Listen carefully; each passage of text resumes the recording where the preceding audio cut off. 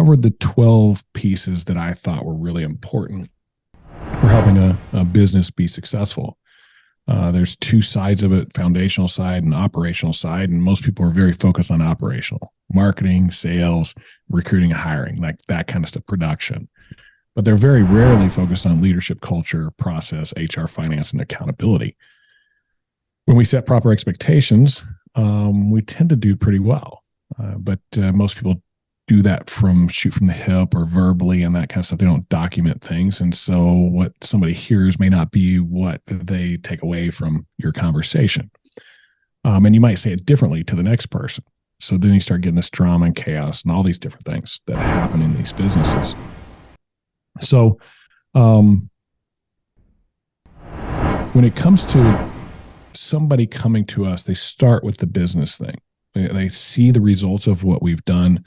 I don't know how many companies we've started with that are between 1 and 3 million, and they're over 10 million within 2 years. 30 million, 35, 65 million. I think we've got some pretty good success stories, but I'm not so concerned about the success of the business. I'm concerned about the success of the individual, because that's what we really coach. If you've ever been a coach, you're a tennis coach, right? That's a little bit more of an individual sport, where I've always been a little bit more on the team sports side of things. And when you have a team, you have to look at the talents. Like, your offensive lineman is not going to be a quarterback. Your quarterback's not going to be an offensive lineman. And so you're looking at these owners, and can they be the quarterback? Can they be that person? I don't know how many that we've worked with is like, once we dig into it and figure it out, they're like, no, I don't really want to be that person.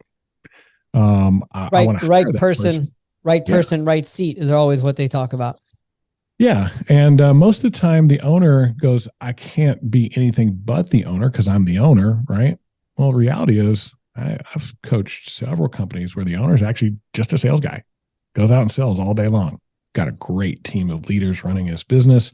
He meets with them once a week because we give him tools to do that with, to make sure that everything's on track, and he gets to go do what he loves doing. We've had ones that like to do quality control. So they want to go out and watch the jobs and do that kind of stuff. You can do whatever you want to do if you want to position it right, because doing what you love is more important than making the almighty dollar.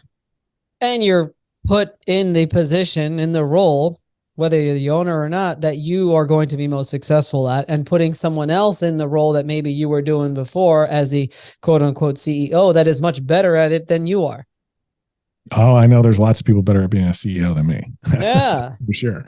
I'm grooming one right now here at our organization, because my time of leading this thing is coming to an end. I know that already.